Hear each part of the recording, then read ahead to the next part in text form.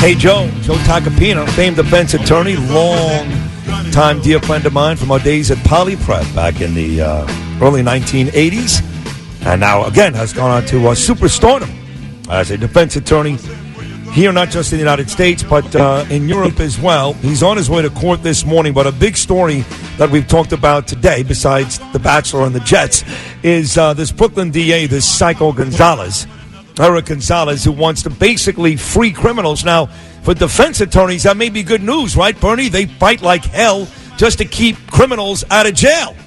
Well, yeah. Actually, if he succeeds in his policy, maybe it's bad news because now they'll be out of work. They won't need him because they have actually have the prosecutor, the guy who should be locking these people up, saying, "No, we're going to let him out." Right. He did say for murders and rapes most of the time. This is a mealy-mouthed statement about murders and rapes. He goes, the serious cases, rapes and homicides and serious assaults, I fully expect that we are going to hold people accountable, and most often that is going to look like prison time. Most often. Oh, that's really benevolent of you. Helping out the victims, you creep. Brooklyn DA Eric Gonzalez. Here he is, the great Joe Tacopina, on his way to court. Good morning, Joe. How are you, pal? Good, guys. I could see you taking a real intellectual dive into this very important issue here. Well, that's why we have you. Right, that's why we wanted to get you on. Yeah, so when you hear what this guy Gonzalez wants to do within 2020, which is basically free the prisoners, you tell us, Joe, what are we missing? Well, yeah, the whole point. No one's freeing the prisoners. They're not saying open the jails, let everyone out, and give everyone a big hug. That's not what this is about. Come on, you guys. I mean, look, I get what you're doing, but this is basically taking a broader approach to law enforcement and how offenders are punished.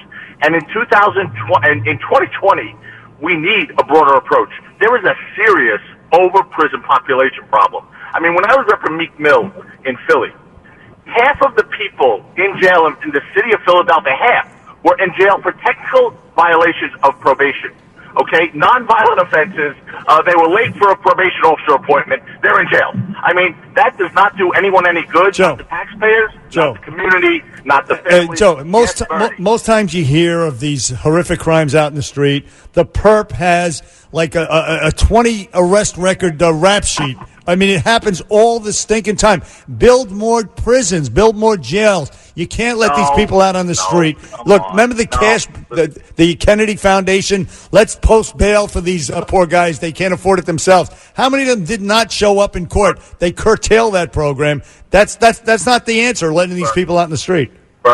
Bernie, no one is saying, and you got to, come on, I want you guys to read it. I could make a bet right now that neither of you read the entire 52-page report of D.A. Gonzalez. And by the way, it's not just Eric Gonzalez. No, Jill read it for us.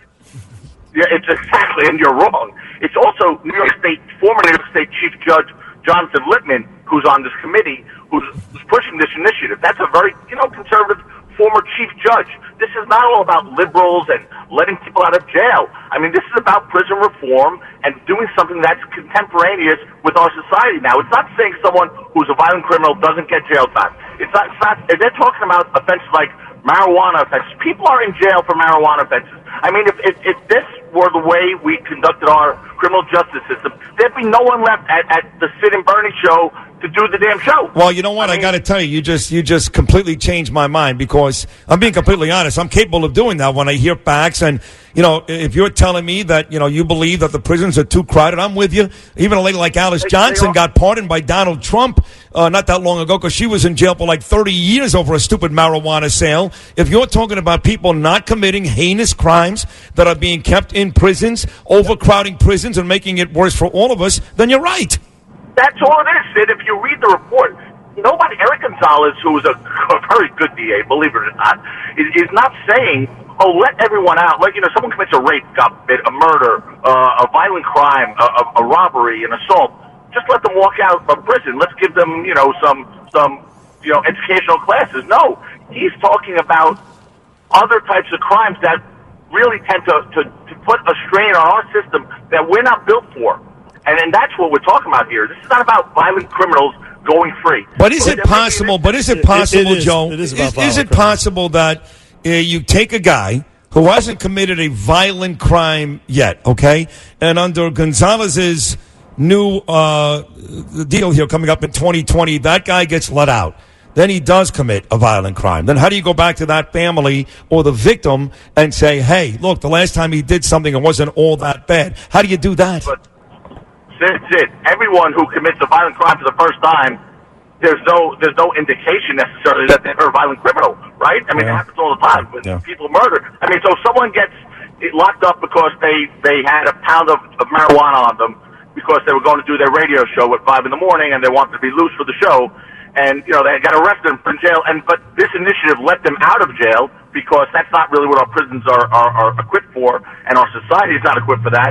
And then they go out a month later and kill somebody. There's no correlation to someone who's smoking a joint and someone who's going to decapitate somebody, in a Target or something like that. No, but that's it. There's no correlation. You see it all the time. You see the guy tried to push somebody onto the tracks or something, and he has, 15 prior arrests, and he was let out on $1,000 cash bail or something stupid like that, ridiculous. If you err on the side of leniency, innocent people will be victimized. I guarantee you that. But this is not error. First of all, I don't see that old Bernie. I was a prosecutor, as you know.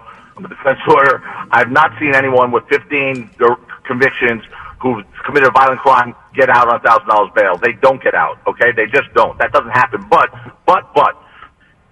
this is not error on the side of leniency. It's erring on the side of reform. We have to adapt to our society's needs. We don't have enough prison space to keep people in jail for technical violations of probation, for misdemeanor offenses, for a second DWI, for a marijuana offense. We just don't have it. And it's not, by the way, what our society needs. It rips the guts out of society. I mean, I know this is not easy for you guys based on your politics to comprehend, but, you're taking someone away from their family, someone away from the community. No, that's not a shot. That's a fact. I love you guys. You know that. You're my brother. No, listen, you changed my mind.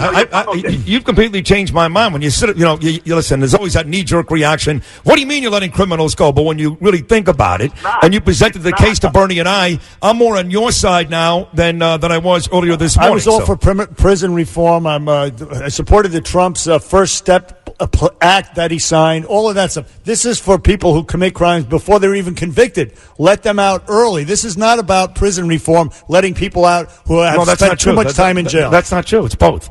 It's both. Well, people don't get not according to the article, anyway. Okay. All right, well, listen. I think this is a good initiative. I really do, guys. I don't think this is going to be a situation where victims are saying, oh, my God, my husband was murdered by some lunatic, and now he's walking around the street in some community service program. That's not going to happen. Please, believe me. Okay, listen, great as always. Good luck in court today. Thank you for a great performance. Fired up and terrific job. Thank you, Joe Tacopina. We love you. Thank you. Okay, boys. Excellent job. The great Joe Tacopina. We'll take a break.